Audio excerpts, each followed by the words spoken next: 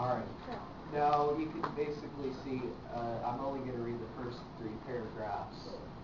So I'll read it here. This is Lord of the Onion Rings. And this is written by you. Your original story scoops off of, so the kids understand that. Okay. Yeah. So, here it goes. It was dark times for the fast food companies in the land of indulgence. Competition for customers was fierce. The chefs were constantly trying to cook better meals than the other restaurants, and it was no different for the young chef Saffron. From the dawn of time, he was fated to follow in his father's footsteps and become head chef at McDonald's in the city of Clogarty, one of the top fast food restaurants in all the land. McDonald's really only had one major competitor, and that was Hunger King. Chef Saffron wanted McDonald's to be better than Hunger King and to be the dominant fast food chain. It wouldn't be right, but Chef Saffron knew just how to fulfill his quest. 20 years beforehand, Chef Saffron's father, who was also a brilliant yet greedy chef, died from a heart attack. Too much greasy food. Before he died, he gave his son a recipe. It was a recipe for an onion ring. An onion ring that would be so delicious, no one man could resist its powers after its first taste. Everybody would be addicted to it and eat at McDonald's every day. The other fast food chains would go out of business. Chef Saffron knew it would be the easiest way to get customers, but the onion ring was evil. It would ultimately take Chef Saffron farther than he wanted to go. Late at night, the chef walked into his establishment whilst no one was there. He went to his filing cabinet and pulled out his father's evil recipe. Without thinking of the consequences, he got the ingredients to forge the one onion ring. After dipping the ring of batter in the fiery fryers of food for 45 minutes at 360 degrees Fahrenheit, the one onion ring was finished. From that point forward, every onion ring made in the fiery fryers of food would possess the one onion ring's powers. So that's just like the first 3 paragraphs of that story coming from that idea. But then I started writing this screenplay. So does this look like a little like a script? Yeah, well, that's basically what a script looks like, and I'll read that to you. It says, fade in. The narrator says, thousands of years ago, in the fiery fires of dew. See how this kind of sounds similar? The dark chef Saffron makes an onion ring. So it's basically the same thing in script form. Close-up of a hand taking the onion ring out of a stove. Narrator says, an onion ring to rule them all. In that onion ring was the power to control the world of fast food. Close-up of the hand placing the onion ring on a plate to cool. Narrator says, the power of the onion ring was so strong, none of the surrounding fast food restaurants stayed in business.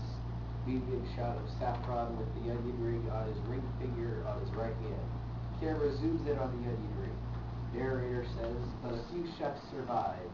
Long shot of a small army of chefs marching towards Saffron wearing his onion ring. So that's the script, the first page of it, and you can see how it basically has directions on how it would look at the end and all that. So it has the dialogue of the narrator too. So right, so that's the stuff. And so now, turn that off? yeah, right. So now I want to talk to you about storyboards. Has anybody heard of storyboards or anything? A little bit. Oh, okay. I'll show you a little bit more about that. So it's basically like a cartoon strip, right? Like, basically, cartoons. I'm just going to draw stick figures because I'm not very good at drawing. So, say we have a guy walking along, so that's what you want to show on screen. So you have a guy that you want him to trip over a rock or something. So he falls over like that. So he falls over. And then in the next scene, you want to show him just sort of getting up off of his feet, onto his feet, and there's the rock. So it's just that's just a basic idea, but the professionals, they draw some really good art pretty quickly, and it shows the rest of the team how they want the film to look. So that's going to be what it would look like in the end. So that's just basically a demonstration of a storyboard. Alrighty, now, you see the word production after pre-production. That was all planning for what the movie is going to be. Now, production, production, the word means, you're doing something, well, this is the actual shooting of the film. And the guy who's in charge is the director. Now, he's the boss, he's the head honcho, he's the chopped banana, he's the big cheese. Alright, so he's the boss. Now, there's a lot of different shots. Do you guys know what a shot is? It's basically the time between when the director says action and cut. So basically, that's what a shot is. And there's a lot of different types of shots that they have names that the director uses on set. So basically, there's something called a pan. So that's this movement right here. It's basically the camera moving left to right. So that's just the basic movement of a pan. The movement of a tilt, called a tilt, is like this.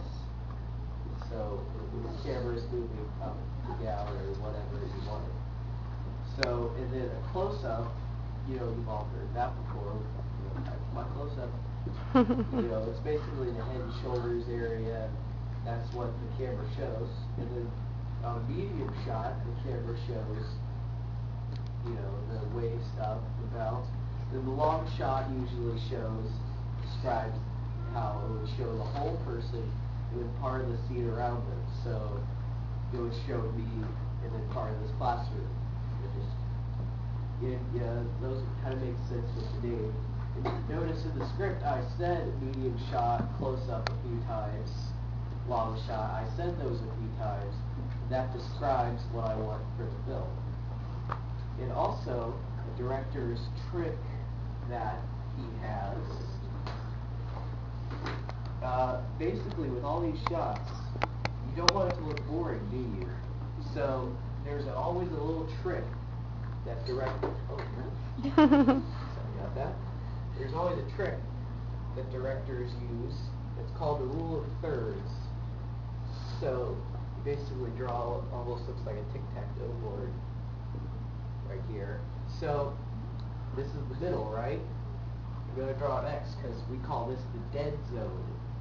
Say this is the screen, and you don't want to put anything in the dead zone. You don't want to shoot anything so a person's head can't be in the dead zone there. You want the person's head to either be on the left side or the right side. Funny guy right here. So basically, you don't want to put anything in the middle because that would look boring. And you'll notice this next time you watch TV or a movie. Look and see, is anything in the middle? Most of the time, it won't be in the middle. You'll notice it. Once you notice it, you'll keep on noticing it. And it's kind of cool. Mm-hmm. Mm-hmm. Yeah. Why do they think it's boring to have something in the middle? Do you have any idea? It's actually, when you do have it in the middle, it does get a little boring after a while. You do have it like that.